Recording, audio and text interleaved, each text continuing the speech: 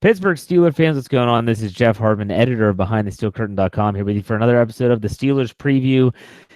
OTAs, week 3 in the books. OTAs in general, organized team activities in the books. We're going to break that down. Our preview player of the week is none other than everyone's favorite linebacker, Sutton Smith from Northern Illinois. But before we get into all that news, all those topics, I do want to bring in my co-host, Brian Anthony Davis and Dave Schofield. Brian, how are you doing this evening? Gotta tell you, Jeff, I'm a little shocked and chagrined. I just found out from my two compadres who I thought were my closest friends that I am long-winded. And I tell you what, this is something my wife's been saying to me for a long time, but I thought that was just to break me down. Now I've heard from you guys, I think I need some therapy. Well, we are the type of people that we like to tear you down to build you back up. So we just tore you down.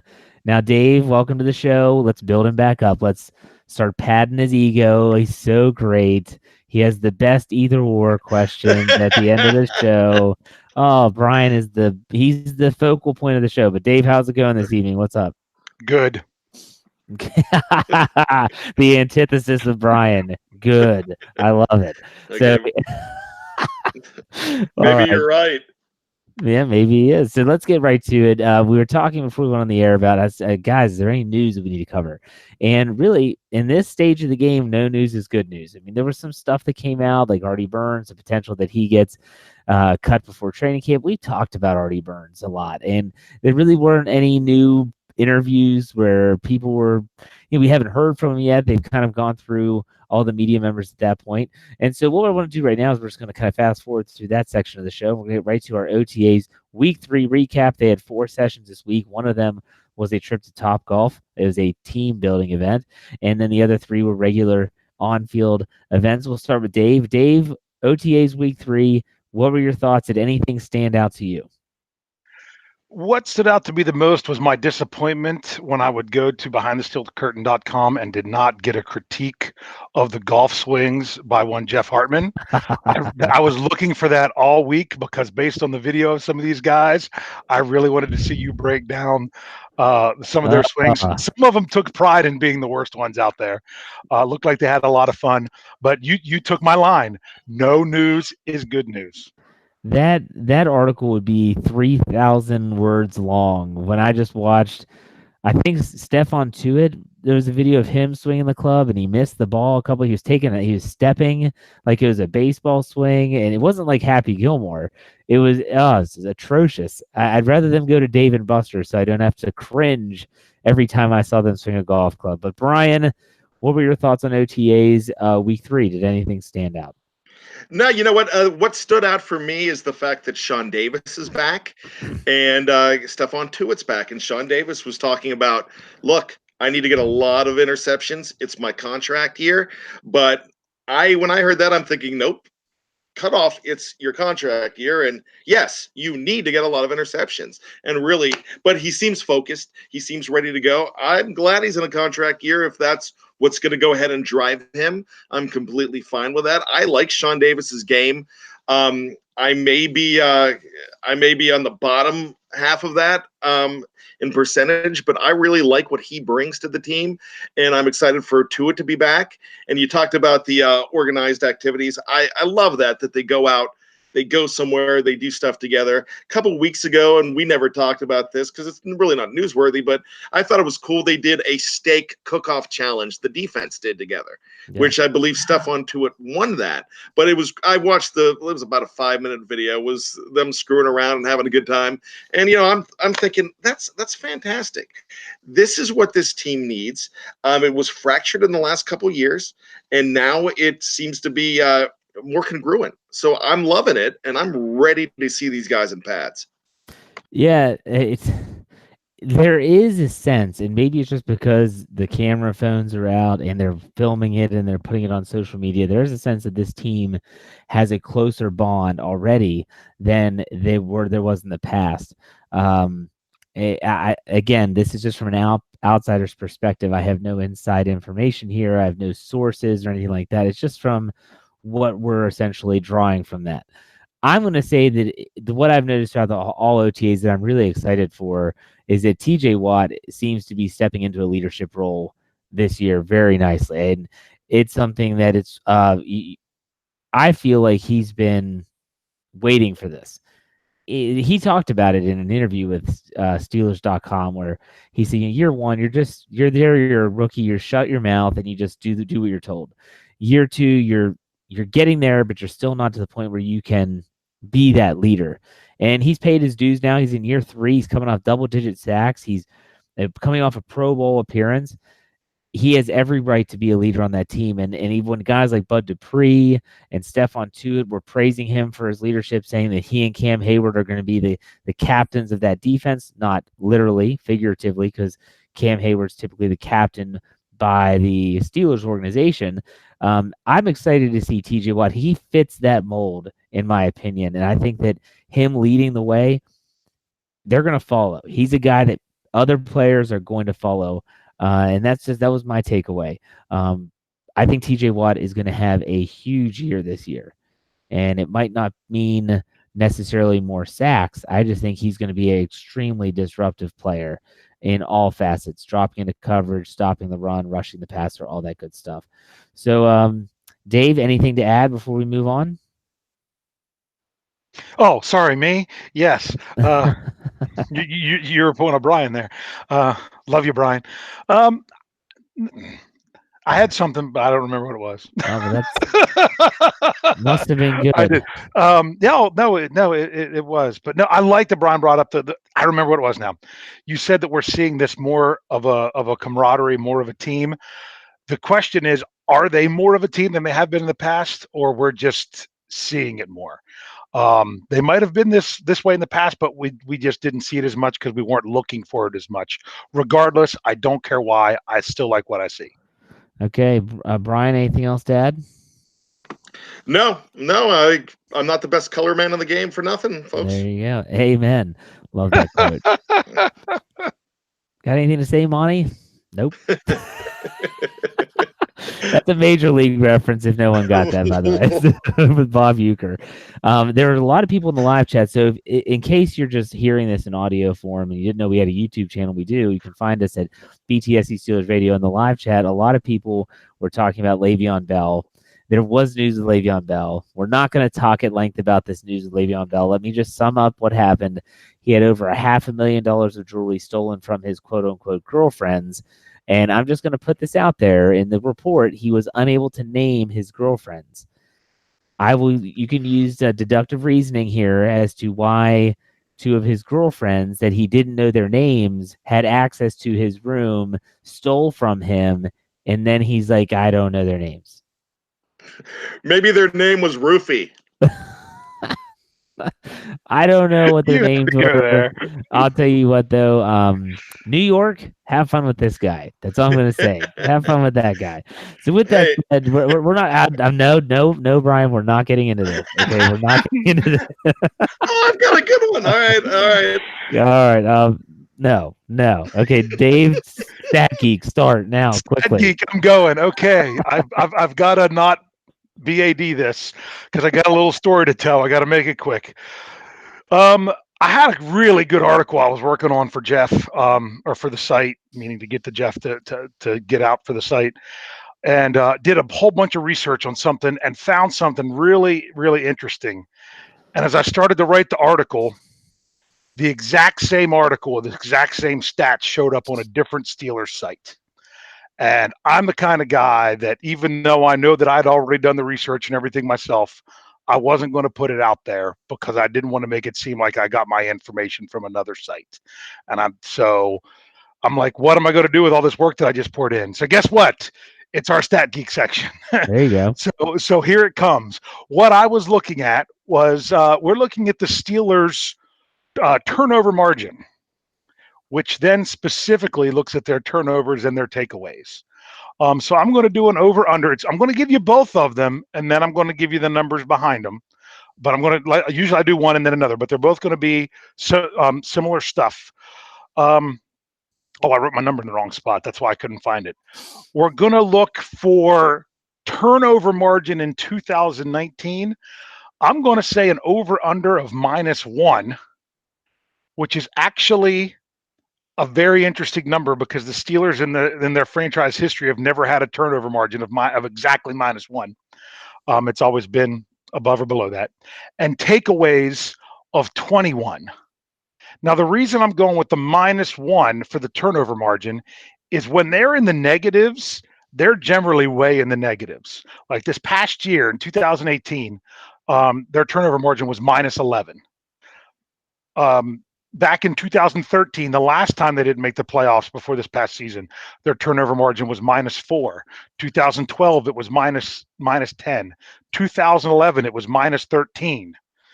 Okay. Now those years in between, in 2017, it was +2. 2016 was one of their better ones recently, which was +5. 2015 was +2, and 2014 0. So when they go positive, it's not like they're going a big positive, but when they go negative, they go pretty negative. Now, before I get into anything else, the number that blew my mind was I looked at the seasons where the Steelers made the Super Bowl, all the way back to 74. 2010 was their best plus minus. It was +17. But the other ones were +4, +7. 95, they were 0. They were even. But at their Super Bowl winning season of 1979, they were -10 in turnover ratio. And what was crazy about that, they were -10 and had 42 takeaways. That means they had 52 turnovers, still went 12-4, and won the Super Bowl. That is by far the most turnovers any team that's made it to a Super Bowl has ever had in a season. Well, not by far. It was like 4 more than the next closest. So any comments on that 79 massive?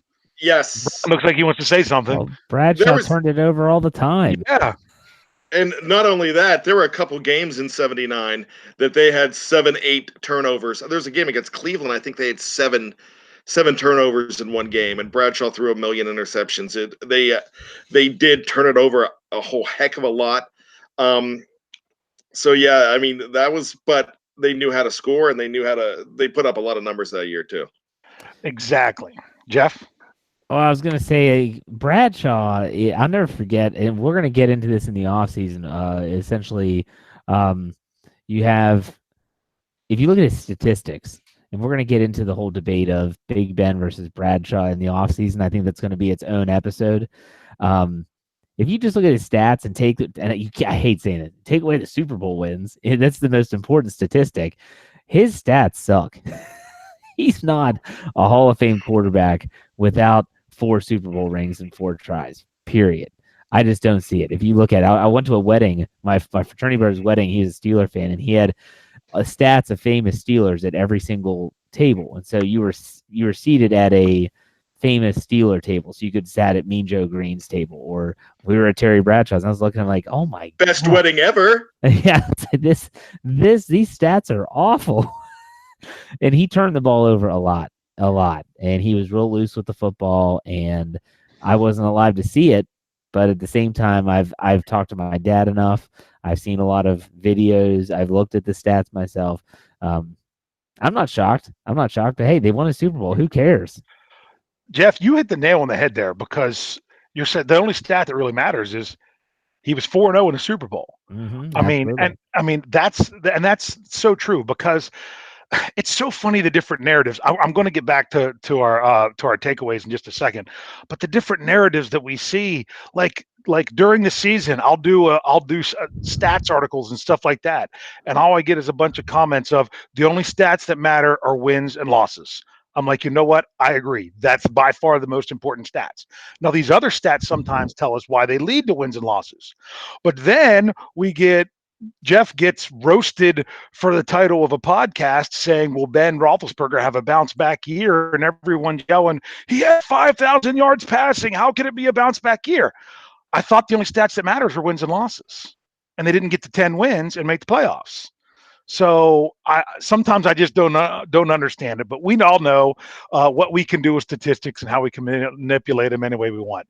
But I want to look at what the key thing is. When I looked at the plus minus, because plus minus generally tells you what it is, but with the Steelers, it's about the takeaways.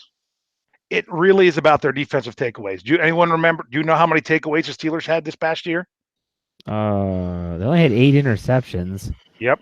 And I think they had 6, so it was 14. You're very close. It was 15. Okay. Which I didn't get a chance to answer. I just looked that up. I didn't. I'm so Brian. What's the answer? 15. Fantastic. How does that rank for them all time? I didn't know that answer, so I mean, I'd say that is bottom 5. How about bottom 1? Actually, it's bottom 2. In 2018 and 2011 were the 2 years they only had 15 takeaways. Their next lowest number is 20. That's the only 2 times they've had less than 20 takeaways, and they were only at 15. So because the Steelers had 26 turnovers, that's not bad. In 2015, they had 2 more turnovers and still had a positive plus minus. It's because they had 30 takeaways. Yeah, they didn't take the ball away last year at all. Exactly. And honestly, and that's what I was going to focus on in this article, is that plus minus is great, but the takeaways is what drives the plus minus. And that's why I put the takeaways for 2019 to 21. The Steelers, the least number of takeaways they've ever had and made the Super Bowl was 29. And that was in 2008 when they won the Super Bowl. They had 29 in the regular season. Every other time it's been 30 or more. They had the last time they had over 30 was when they made the Super Bowl. It was 35. Since then, starting in 2011, it goes 15, 20, 20, 21. They did, wait a second. They had one in there that was 30 in 2015, 23, 22, and 15. So if you want to see this team really improve, and we've talked about, we think the biggest thing that's going to help this team is a much improved defense, is we got to take the ball away. Steelers have to take the ball away. So I set it at 21, which, 6 more than last year, but still maybe on the lower end of what they really need to get there. So which one you want to do first, the turnover margin or the takeaways? I don't care, whatever. Okay, we'll go with the turnover margin of -1. We're going to go over or under. I actually think that, if I say over, I'm saying that means that you break even or a positive number. I'm going to say over, because I think that Roethlisberger is going to be more protective of the football. I don't expect as many fumbles. And I think this defense, and if OTAs, I wrote this article today, if OTAs mean anything, they've been getting their hands on the football already early. If that can continue, I like their chances of, can it get worse? I think it'll only get better. So I'll say over. What about you, Brian? They brought some guys in with a reputation and a penchant for getting their hands on the ball, like Steven Nelson, who had 4 interceptions last year. That would have been tops on the team with the interceptions last year. I mean, so right now he's their leading interceptor because they were that bad last year. In fact, linebackers got a few of those interceptions as well. Then there's a total of 8. And then, Devin Bush is a guy that can create turnovers as well. So there's going to be a lot of opportunities for more turnovers. And I agree with you completely, Jeff. I think that, Ben is going to protect the ball a whole lot better. That offensive line, I know Mike Munchak's not there. I love what Sean Sarrett brings. He's been here a long time. He knows this group, and this group has been together. They know what they're doing. Matt Filer played most of the year last year, if he is indeed the right tackle. This is still a cohesive unit protecting Ben, and he's not going to be forcing the ball to a diva wide receiver that is going to throw tantrums when he doesn't get the ball, like he did in Kansas City, against Kansas City last year. When that team's celebrating because they brought it within 7, and he's walking off the sidelines and pouting because he didn't get the option. So when you see Dave, what was that stat of the interceptions? It was like 10 for 15. Was it like 75% that were going to AB? Is that correct? Of Roethlisberger's interception, it was 10 of 16. 10 of 16. But the one that Dobbs threw was also towards AB, so it's 11 of 17. Okay, so with that being said, I mean, they're going to try to spread the ball out a little bit more. I think that's going to show up too. So to make a long-winded story short, higher. Above. Over. Over. He's playing his own game. I'm really struggling with this one because of how the next question shapes up. Because I'm afraid that I'm going to give a contradictory answer to what I say here and what I say later. But should I go my wishful thinking? If I go my wishful thinking, I'm going to say over. But I'll be honest with you, I would put their number at either -1 or 0. So that's barely over, but that's why I set the number. I mean, I'm setting the line, so that's why I struggle with it, because I put it right about what I would guess it to be. So if we want the Steelers to, if they're going to have a successful year, it's got to be over. And honestly, this is something we can turn right back to, which then comes to can they get more than 21 takeaways? The over under of takeaways of 21 for 2019. They had 14 last year. That was awful. 15. Sorry. I'm going to say over. I think this defense is going to be a lot better. I think that because when you're saying turnovers in general, it doesn't specify interceptions, takeaways. I think they're due for some forced fumbles, some fumble recoveries. They had bad luck last year. There were a couple times where they got to the quarterback, the football comes out, and it bounces right to their teammate. I think that they'll get some of that. I'll take the over. What about you, Brian? Over. Out.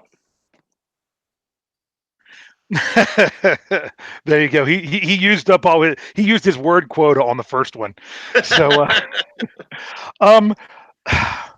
because I said that the turnover margin was going to not be negative, they've got to get 22 or more. They've got to. That's the only way they can do it. The last time they had 21 takeaways, they had a 0 plus minus. Okay, when they only got to 20, they had a negative plus minus. So if they're going to get that plus minus back into a non-negative number, I say non-negative because I want to include that 0, then it's got to be over. It's what it has to be for the year. And if it's not, they're going to be struggling once again. Yeah, it's you're going to have turnovers on offense. You just have to be able to mask them with more takeaways on defense. That's what they didn't do last year. And like you said, it's not like the offense turned it over at a ridiculous clip. Everyone points to Roethlisberger leading the league in interceptions, which is true. But at the same time, you got to be able to take it back. And I like this defense. Brian, what do you think? You think this defense is capable? Yeah, like I said before about Steven Nelson, even Mark Barron coming in there, Bush is going to be playing. These guys are going to go after it, and you still have guys that were on this team before that are capable of forcing turnovers, like Tuitt, like Hayward. Watt's going to be doing it, and you know what, Vinny Vidi Vici will be doing it as well. So Bud can force some stuff. So I really like what these guys can do. I think last year was a weird year all the way around, and they need some luck on their side, and I could see it coming back to them. Okay, so here's the concluding question here. Because based on our answers, this is what we need in order for both things to happen. The Steelers have to have 7 more takeaways and 4 less turnovers. So can they have 7 more takeaways and 4 less turnovers? That's what it would take at minimum. And then, of course, for every not less turnover, they need an additional takeaway. That's what it would take to hit these numbers that we're talking about for next year. Yeah. Well, let me jump. I was going to say, what do you think, Brian? Well, let me jump in here. Steven Nelson's going to give you at least 3 more. You're going to get at least 2 more from Bush. I'll tell you that. And you're going to get 2 more interceptions from Sean Davis. So right there's your 7. And let me tell you about 2 of those turnovers. Stephen Ridley's gone. That's true. And I blame a lot on Stephen Ridley. Point. I know they were 2, but I blame a lot on him. That's a really good point. All right, hey, real quick, true or false that it's going to be the headline of our Black and Gold Links article tomorrow. Do you true or false that Keith Butler finally has the pieces in place to be able to run a defense that he's always wanted to run since Shazier got hurt? Dave? Does he have the pieces in place? Yes. Yeah. So it's Can he true. do it? Well, We'll see. That's the question. That's That's not the question. That's the follow-up question. I think you have the. I think he has the pieces. I think he's had a crutch for the last 2 years where it's like, wow, I'm missing my inside linebacker. He's the most important player. It's like, does he have the pieces now? Like, that's the question, Brian. True or false? Well, can I follow up one thing real quick? Because I don't want Brian to take my answer. Okay. He does, barring injury. Well, of course, everything's barring injury in the NFL. But go ahead, Brian. One injury in the wrong spot, I know. and that's gone. I know, Brian. Okay, Dave, it's okay. I go now. You sure? Not one more, Dave.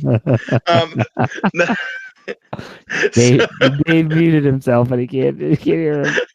So yeah, they definitely. I'm just making fun of him. He has the pieces, but he's done it. I mean, he's been around for a long time on this team. He was a part of other Super Bowl winning teams as an inside linebacker coach, and he's done it. But yeah, I mean, that was a crutch, and can't use it anymore. But you don't have Ryan Shazier back, but you have a guy that plays with his kind of skill set. So yeah, and you asked me about the upgrade over a Cody Sensabaugh / Artie Burns, and I think Steven Nelson's it. And I think Justin Lane's an upgrade over Cam Sutton. So with that being said, you have some upgrades in there. This defense is being upgraded. So, I mean, I think, yeah, I mean, the pieces are there. Okay. All right. It's interesting. It's interesting you think about that because a lot of times I think Lance put it in a way where he said, it's like giving a chef and saying, okay, you need to make something out of these ingredients, when in reality, you can't make it. You don't have the right ingredients. Maybe now he does. So we'll see. I do think this is it's a do or die year. And one thing just to add is they didn't lose anyone on defense that they didn't choose to lose. I mean, I know LJ Fort technically left as a unrestricted free agent, but at the contract that he signed with the Eagles, they could have easily done a better contract than that. Yeah. But they chose to let him go. He's the biggest loss on that defense that of other people they just chose to let go and not bring back. Yeah, I mean they re-signed. If you think about it, they re-signed Tyson Alualu, they re-signed Anthony Chickillo, and they bring in Steven Nelson, and they made some moves. So okay. Sticking with defense, the defensive theme, we're going to go to our Steelers preview player of the week. We're in the 6th round where they had 3 draft picks. We're talking about the first one. It's everyone's favorite, Sutton Smith, the Northern Illinois. The guy he's a spark plug. He's got a high motor. He's got a good football IQ. He's unselfish, blah, blah. The adjectives are just everywhere with this kid.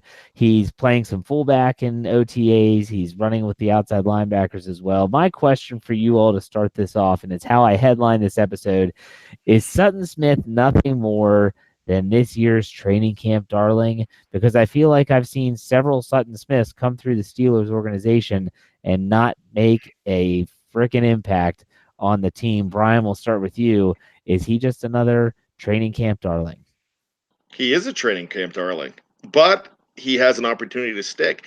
Tyler Matakevich was a training camp darling. He stuck around. I mean, I know people want him gone now, but this guy's going to make his hay on special teams, and that's exactly what it is. But if I'm him, the team goes to me and says, okay, we're going to change your number to 42 so you could go ahead and work out as a fullback, and you still could be a linebacker because of that. I'm like, yeah, I'll do whatever it takes. If you want me to go ahead and, drive Mike Tomlin around in a golf cart or get the team water, I'll do that too. So yeah, he's a darling because his college stats were absolutely fantastic. I'm not going to bring them up because that's Dave's thing. I'm not going to do that to him. But when you look at what he's done in just 3 years, the first year was basically did nothing. So in 2 years, it was incredible what he's done rushing the passer, you're not gonna see immediate impact out of a guy like this. But if you can get a good special teamer out of him, then maybe you see something in the future. You know who was a very good special teamer for this team, who was undersized? James Harrison. I'm not saying this guy's Debo, but guess what? That's how you make this team, and that's how you make opportunities each and every year you stick around. What about you, Dave? What do you think? He was drafted in the position that you just sit back and wait and see, or you feel like you can keep them around and give them a couple years to see what they can become at the pro level. Expecting anything out of him, I think, would be foolish. But getting something out of him, I think, would be fantastic. Just he did have a lot of good stats, like Brian said. I mean, he redshirted his freshman year, and then he played 3 years and came out after his junior year. So he only had 1 sack of his redshirt freshman year, but then he had 14 as a sophomore and 15 as a junior. So, I mean, good double-digit sacks. I mean, 43 tackles each year is still pretty good, and a good bit of forced fumbles. I think it was like 3 and 4, I think it was, and even threw in some passes defensed. So he's got the stats in the MAC. We all know that MAC players can do great things, but a lot of times they say, but what were their stats? What would it have been if they were playing in the SEC or the Big Ten or something? We don't know. There were reports that at the Senior Bowl, so he played in the Senior Bowl, right? So was he coming out as a junior, or do I have this wrong? Well, he was in one of the All-Star games. It might have been the Shriner. It might have been some of those. The Shriner. Yeah, but that I know they had him play at a different position. They had him play inside linebacker rather than outside linebacker or something. They said he was versatile, but it also seemed like there was at times where it might have seemed that even with a bigger competition, he got a little bit lost in the crowd. I don't know that that's happening with him so far at OTAs, but let's get the pads on, see what he can do. Our problem is we want to see him do great, but don't get your heart set on him that he's going to be the next big thing. The next big thing is going to come when you don't expect him, like a Mike Hilton that was just on the practice squad at the end of the year and then all of a sudden busted out. I really have low expectations. I'd like to see him make the 53, but I'm even okay if they can just get him on the practice squad. To me, I call this type of pick a house money pick, because he was picked in the 6th round. And so if a 6th round pick doesn't make the team, no one's going to be storming the UPMC headquarters with their torches and pitchforks. But if he does, and he's a player and he's an impact player in some way, shape, or form, even if it's just special teams, you're allowed for doing a great job finding a good day 3 guy. So it's house money. It's a low risk. And we ran an article, it was last month.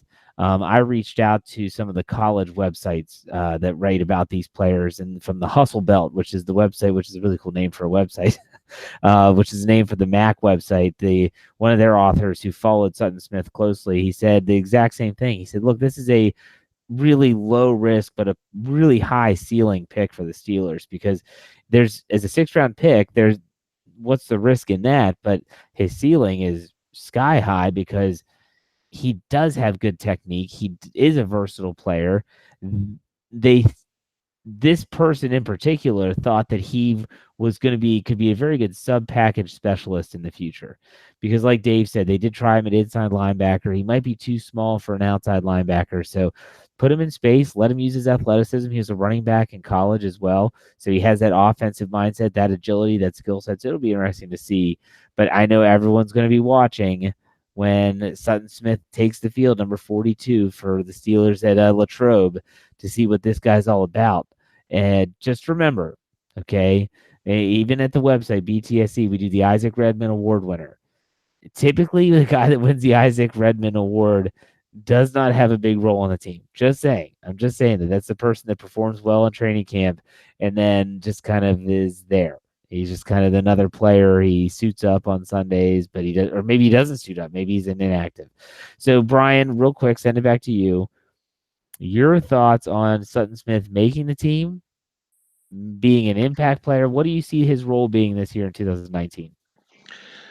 he's not going to be an impact player. And if he is, then you've got problems because you've got injuries. You've got major injuries. I will say, I saw in the live chat, somebody mentioned a 6th-round picks don't really make much of an impact. I mean, it's easy for me to go Antonio Brown, so I'm not going to go that way, but I'll go Vince Williams. A 6th-round pick 6 years ago, who, because of injury, had to come in and played most of that 2013 season. Yeah, but it took him time, though. He was not good his first year.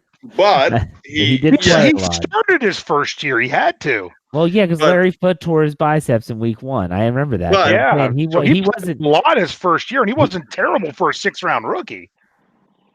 Well, he was terrible, but yeah, I get your point.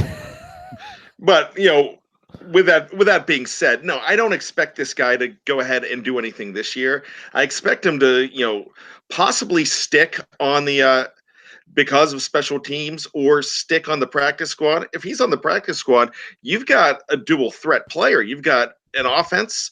You've got a defensive player because he could play fullback on the practice squad. He could also play linebacker. You could decide whether you're going to put him inside or outside linebacker. There's things you could do with him. He's versatile, but it's nice to have a player that people are excited about, whether he's going to make the team or not. We know names. We know the big names on the team. But when you're excited about a name that no one else knows, that's good too. I personally think there's no way if the Steelers release this guy that he would make it through waivers and make it to be even practice squad eligible. I can see a team like the Patriots picking him up so quick, and it's the type of player that they would love to have. I think he makes a team. I'll answer my own question. I think he makes a team. I think he's a special teams guy. He can make someone else expendable if you think about some of those other fringe players. But Dave, what do you see his role being in 2019? I think he'll make the team as long as he proves himself to be adequate in the preseason. I mean, if he just comes out and gets lost in the crowd during the preseason, then there's no way that someone's going to want to grab him for their 53 anyway. But if he makes a few plays, especially on special teams, he's going to have tons of playing time. And who knows, other teams might do exactly what you say, is notice that how are they going to use him in preseason games? Are they going to use him on both offense and defense? It's hard to say. I don't want to say that they should or they shouldn't. They'll figure that out. But when it comes to a 6th-round pick, if you can get 1 out of every 6 that does something, that's really good. That's really good. So just being able to mention several 6th-round picks that the Steelers have, don't say that they're all a wash, but I would say the majority of them I wouldn't expect to stick around for more than 3 seasons. Yeah. So that's the key. I think he'll be with the Steelers for a few years, barring injury or complete inadequacy, and then we'll see if he develops into something or not. And again, if he pans out and he becomes a player, no one's going to gripe about that. Everyone's going to be ecstatic. So we've named some players, in the live chat, they're talking about guys like Brett Kiesel, who's a 7th-round draft pick. And sometimes these players stick, and it typically takes a few years, but sometimes they stick. So there you go. All right, so let's see here. Now's the time where we have a few minutes before we get to either or. We're trying to cut down on the show length a little bit. So real quick, we want to open it up for questions to see, what everyone thinks. So we already have a question right now. I'll get your guys' input on this. It's more of an NFL-based question. That is, what are your thoughts on an 18-game schedule? Dave, I know that you're someone that has talked about this before, and you've kind of you have your own way to figure out. You have your own recipe. Go ahead and talk about what your thoughts are on 18-game schedule. Yeah, this was actually one of the first articles I ever did for Behind the Steel Curtain. I talked about we could solve an awful lot of problems if we did a 17-game schedule. And a lot of people are like, how in the world do you pull that off?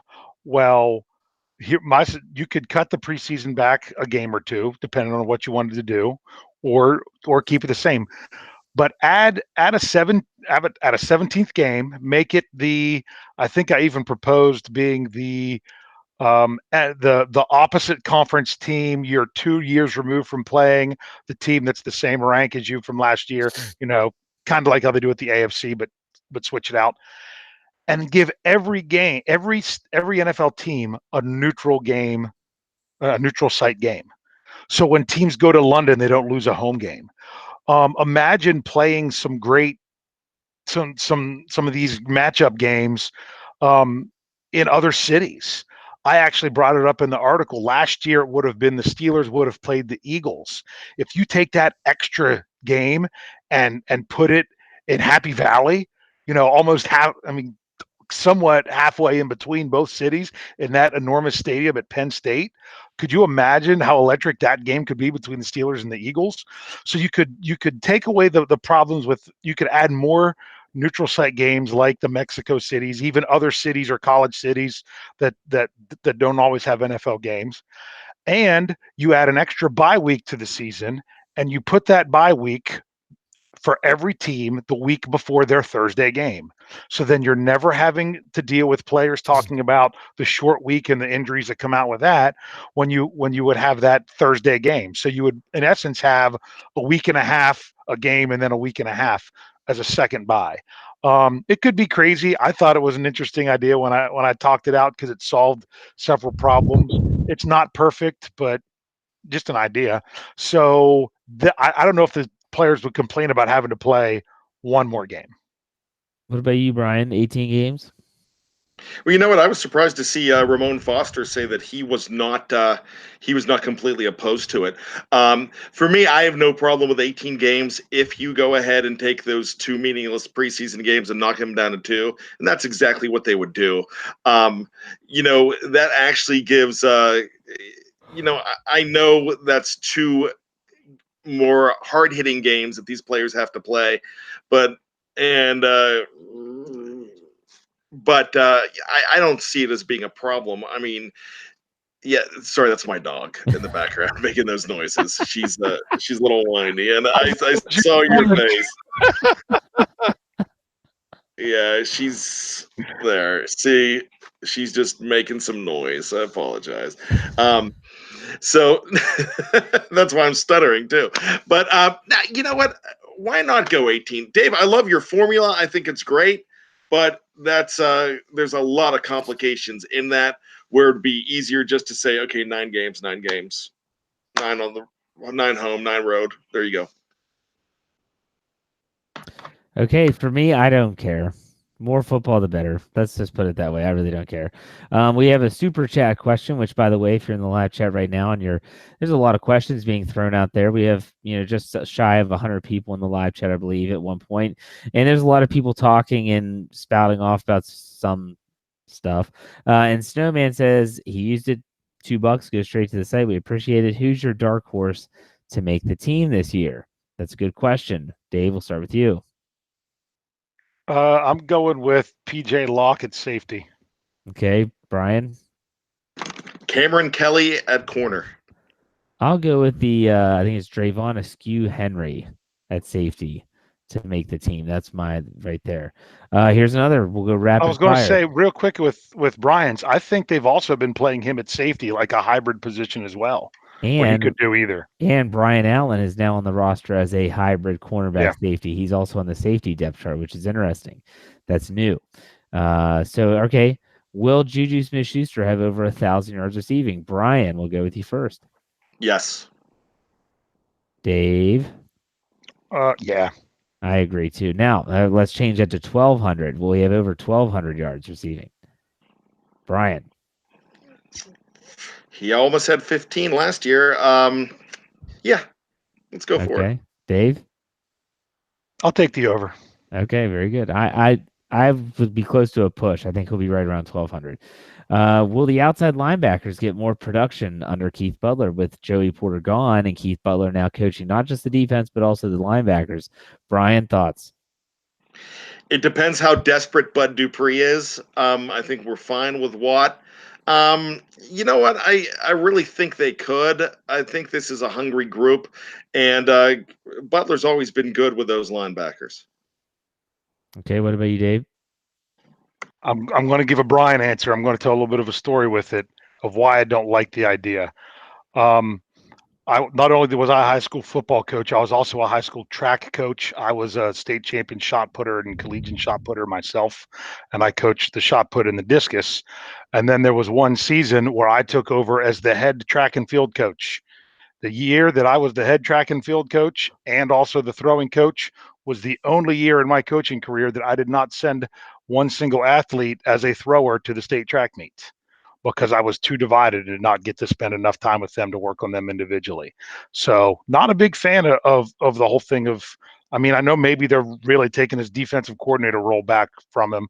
They almost have to in order for him to see a big jump at the outside linebackers. I would like them to see someone else to come in and help out with that position. Yeah, I mean, I think that TJ Watt, I don't know how much coaching he needs. He's obviously been doing a good job, and his work ethic is pretty tireless. So we'll see how that goes. I think that the production will be just fine. Here we go. Let's say who's the quarterback that because they got rid of Brogan. Who did they sign for Brogan there, Brian? What was his name? Devlin Hodges. Devlin. Do you see any way that Devlin makes the roster in 2019? He is the greatest thrower in FCS history. He surpassed Steve McNair. Basically, your Division I AA, what it used to be. This guy could throw. He could run. He could do a lot of things. I mean, I think it's going to take a lot to really supplant a guy like Dobbs, who has been around a couple of years. But this guy has the tools to do it. I bet, can he beat out Dobbs? I mean, let's assume Mason Rudolph makes the team. I don't think he's going to beat out Dobbs, but you know what? If you've got an opportunity to trade a guy like Dobbs, if Mason Rudolph is your number 2 guy, you go ahead and trade Dobbs, and you bring a guy like this in to hold the clipboard and learn some things. He's a very capable player. What about you, Dave? You're laughing at something. I got to do a pop culture reference. Brian might like this. Have you ever seen the movie Just Go With It? Yeah, the Devlin. Yes. Devlin. Yeah, no, I got it. Yeah. Devlin. So the question is, can he be the number 2 quarterback? I see. I'm sorry. Every time I hear that, it cracks me up. So I can't help it. I'm sorry. What is that? Elementary crude humor, but they'd have to trade one of the quarterbacks to have ahead of them because I would love for them to have a guy like that in their back pocket. I mean, unless they could get it, unless they want to keep an extra guy on the practice squad. Other than that, I think it's got to be a trade. Okay. All right. Last question before we get into our either or segment. And that is from Ali. He says, I just want to see Daniel McCullers, Anthony Chickillo, and Tyler Matakevich pushed off the roster. Which draft picks do you think can push them off, if any? So if I'm doing this quickly, McCullers, as a nose tackle, unless Isaiah Buggs can prove that he can play the nose, they would have to essentially say that Tyson Alualu would have to be flexible enough to back up Hargrave. So I'm not sure if that could happen. Chickillo, you're looking at if Ola Adenye is playing well and Sutton Smith, it shows that he is capable, then you might have the flexibility to let him go. And Tyler Matakevich, not only with Devin Bush, but you also look at Ulysses Gilbert. But guys, I don't know if you would throw another name out there, but do you see that potentially happening? I personally don't. Dave, we'll go with you. I could see not all 3 of them. And it's not that I don't like if we got better players than them, fantastic. I don't have the numbers right in front of me, but I don't know if Chickillo's new contract is one that would make it wise for them to let him go. I'm not sure. I was surprised how much they paid him and how little Fort got paid because they could have had Fort for a fraction of what they kept Chickillo for, and so I don't think, and especially for them wanting to, doing that contract, I don't think they even look at that as a possibility. I could see if we'll probably talk more about the whole McCullers thing next week. Is that next week or the one after? I can't remember what order the 6th round picks came in, but I could see Matakevich getting bumped out eventually. What about you, Brian? There's a guy I'm looking for that I think they have a lot of depth of no-name guys on the defense, and then there's a specific player that I cannot remember his name, and I've been looking for, and yeah, I just got it. Robert Spillane, linebacker. He played for. He actually intercepted the Steelers in the preseason with Tennessee last year, and he's a guy that could really play too. So there's some guys that are that could really go the Mike Hilton route and force some of these guys out. I think if one of them gets forced out, I really think it's Dirty Red's time to go. I think he's the one who, they really found him to be a liability on defense. They love him for his special teams, but with these rookies coming in, these younger guys coming in, they're going to make their hay on special teams, and they could really push him out first. What about Frank Webb? Is he any good? It's Ralph, and he's a running back.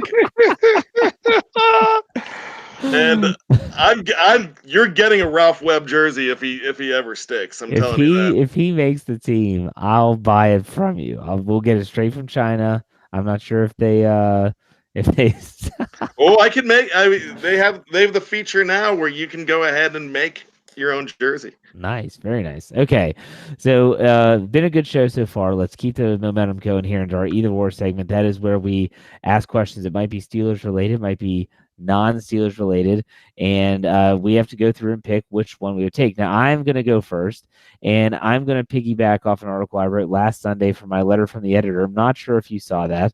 I'm sure Dave did because he's our community manager, and that was 2 games that I chose that took years off of my life. And it's crazy because they were both a decade apart, and they were both against the same team, the Indianapolis Colts. My question is, which game was more stressful for you?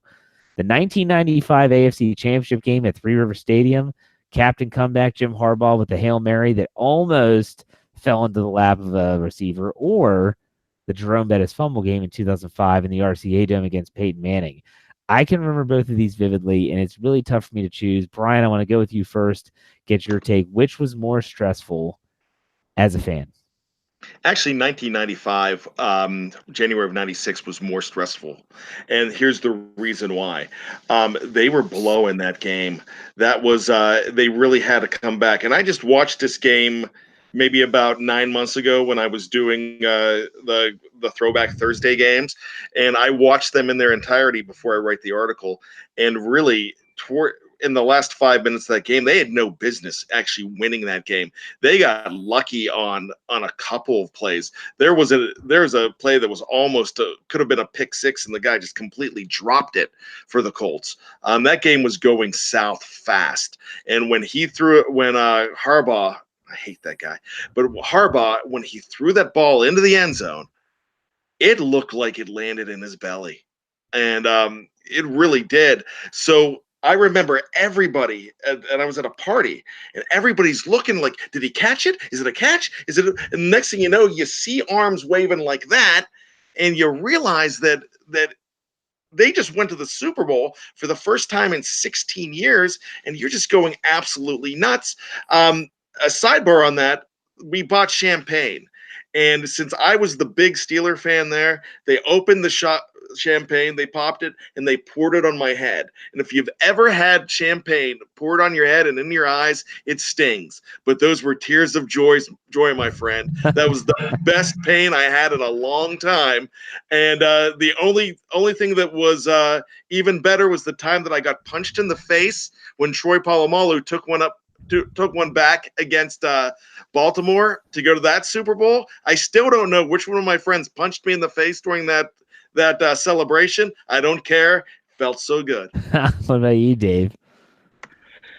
Well, that 95 season, it was in January of 96. That was actually my senior year of high school, and I had a lot of different things going on in my life. And of course, I watched the game and I was invested in the game. But it wasn't, I felt like I was so much more emotionally tied to the Steelers in 2005, just because of my own maturity and expanded knowledge of the game and everything. Trust me, that was, and for some reason, I'd already written the Steelers off that it doesn't matter they go to the Super Bowl. I didn't think they had a chance to win. And they were even like 14-point underdogs, weren't they? And then still should have won that game. So for some reason, I got it for me personally. I really got into that in that 2005 season, and when it seemed like they had done the impossible, they had knocked off the amazing Colts that no one could touch all season, that had been rested for 3 weeks basically, and had it all wrapped up, and then all of a sudden it was no, they didn't. Now it came through in a crazy way, but specifically that Bettis fumble was one of the most soul-crushing football plays I think I've ever watched. And I'm like, it couldn't have happened to a better guy. It felt terrible. I couldn't believe it played out the way it did. So I'm going with that one. I will be the first to admit, I hate saying this, but if not for Ben Roethlisberger's shoestring tackle on Nick Harper, I will go out on a ledge and say Jerome Bettis would not be in the Hall of Fame. Period. If he doesn't win a Super Bowl, I don't think he gets in. I say what you want. I just don't think he gets in. His credentials were great at the time. He's been surpassed by several running backs now on the overall rushing list. He did it for a long time. For me, like Brian, when you described 95 as a perfect way, I mean, that game was just like this horrible descent of bad play, and then it just finally ended.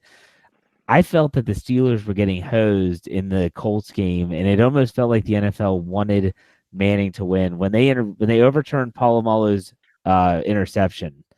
That was worst the point. Overturn in the history of the NFL. Yeah. Their explanation had nothing to do with what happened with the play. Sorry. No, you're right. Sorry.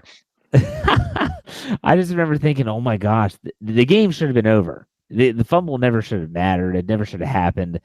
And when they took that away, I was like, you just got that feeling, and I get that feeling sometimes when I watch football in the NFL that there's some strings being pulled. I'm not a conspiracy theorist, but I swear that still sticks in my craw a little bit.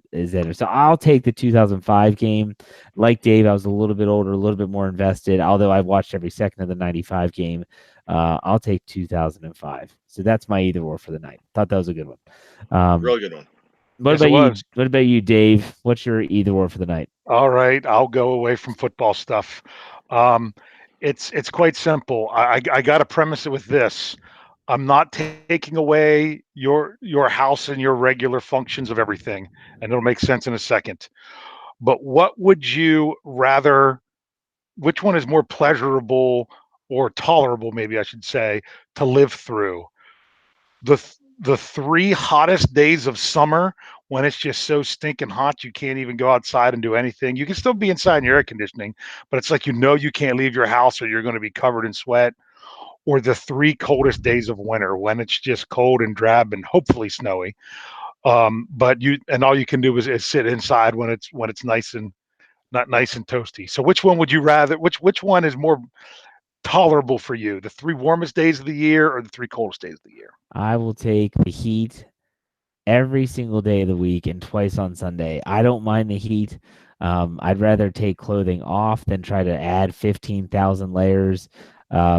So I don't mind the heat. I want to move south. So I don't care about the heat at all. I hate the cold. I dread winters. I don't enjoy snow unless it's before Christmas. So that's me. Brian, what about you? You know what? I would go heat too. I almost did suffer from heat stroke a couple years ago because I ran out of gas in my car in Rockville, Maryland, and it was a really bad thing because it was in the middle of a very busy intersection, and I thought I was going to actually I felt like I was going to die, but I would still take that over the cold.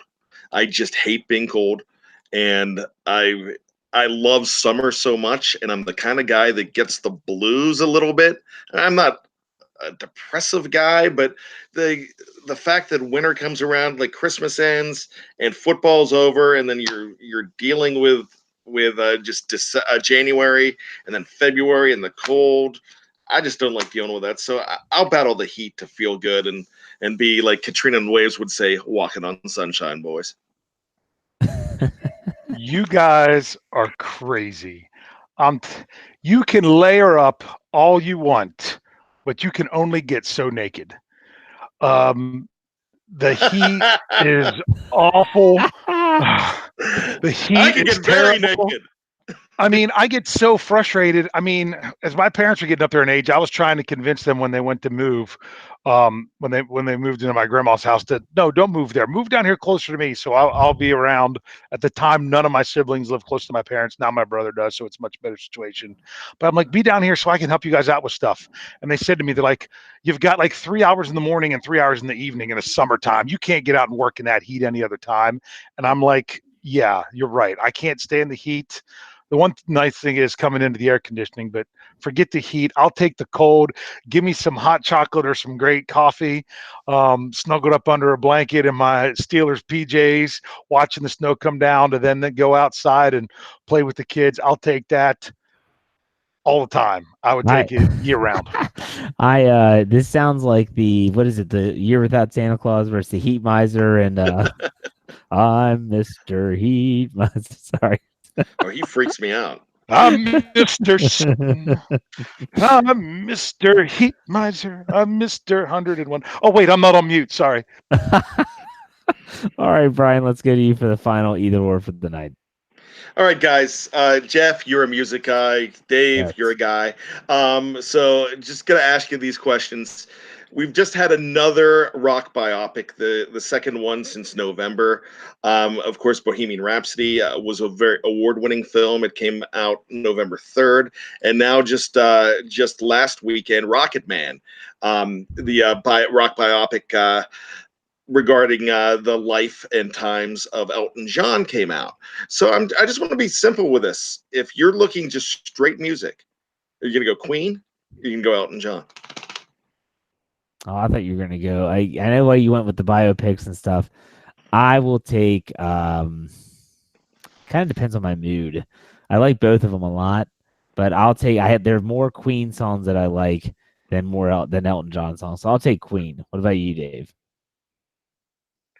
I'm offended by the live chat as begging for neither Brian or I to get naked. Sorry. What was the question? No, I heard your question. I don't know if I can pick. That's fantastic. I could sing along with either one. I could do karaoke for either one. Oh my goodness. Um, it's a push. That's too good of a question. All right, then you're copping out there, but you're not going to pick one, Dave. Come on. This is gun to your head now. I'm okay. I'll go Queen because I think their quote unquote bottom end songs are better. If you know what I mean, not just their hits, but just if you were to list every Queen song and rank them in order, I think their ones at the bottom would be better if you ranked every Elton John So song. you like Radio Gaga better than? Name me a bottom end Elton John song. I could name you several that I'm not Because crazy that's the thing. I know about. more Queen songs. I've listened to more full albums of Queen than Elton John. But man, his stuff is really good, man. Benny. Sorry. Go for it, Brian. So I got to go Elton John. I was forced to go to an Elton John concert in 1989. My sister won tickets. It was her birthday, and she's like, "You got to take me to this show." And I'm like, "I don't want to go see him." I went there, and I was just completely enthralled. I actually saw him again at Three Rivers Stadium 5 years later. But when you watch the movie, there's something that really stands out to you. Is he hardly wrote any of those lyrics? That was all Bernie Taupin. Well, they worked. And They worked together, right? He did the they music work and he did the lyrics. they work together. And he did mention, he's like, look, I'm a music guy. I struggle with lyrics, so it was the perfect combination. If you ever listen to those lyrics, they are just absolutely brilliant. But one thing I didn't notice until after I watched the movie, and where Elton John could just go ahead and the minute he reads a lyric, he could just go in and find it on the piano just like that. He was that brilliant with the piano. And you listen to just the inner workings of those songs with all the complex music going on. I just really love Elton John music so much better. And that's all I've been doing for the last couple of weeks, just listening to everything. And I could probably beat you one-on-one with the bottom end hits. Dave, I could probably go head to head with you and win that conversation. See, the tougher one, I know why you do with the biopics, but if you say Elton John or Billy Joel, that's a tough debate for me because And you know what? those are very similar styles. I mean, you're taking a rock band in Queen and comparing it to Elton John, who's more of a singer-songwriter. Not that Queen didn't write their own songs, and Freddie Mercury's one of the greatest frontmen of all time, but that would be a really tough debate for me. We're not getting into that tonight. And you know what? That concert that I told you about in '94 at Three Rivers was Billy Joel and Elton John, piano to piano, and they started off a lot of each other's songs, and it was great. That was just an amazing concert, and if we did go head to head with those guys, it's a tough pick. But because of the biopics, that's where I'm going. The next biopic to come out is going to be in the next couple of years. It's going to be along the same lines, similar stories. It's going to be Boy George. Oh gosh. Blech. I knew you were going to say that. Culture Club, let's do it. I'll watch it. You know me. I know you will. You're an 80s guy. You'll watch that, but I won't. I'll be enthralled. I haven't watched Bohemian Rhapsody yet. I probably won't watch Rocket Man anytime soon because they're not animated. So there you have it. I've been there, my friend. I'm just getting out of that. Okay, Jeff, here you go. Okay. Since you're animated, it's got to be animated. Yep. The animated movie, Sing. Where they did a lot of music. Absolutely. Very familiar. The singing gorilla. He did the Elton John song. Who did the Elton John song was voiced by I don't know who the guy was. The guy playing Elton John in the movie.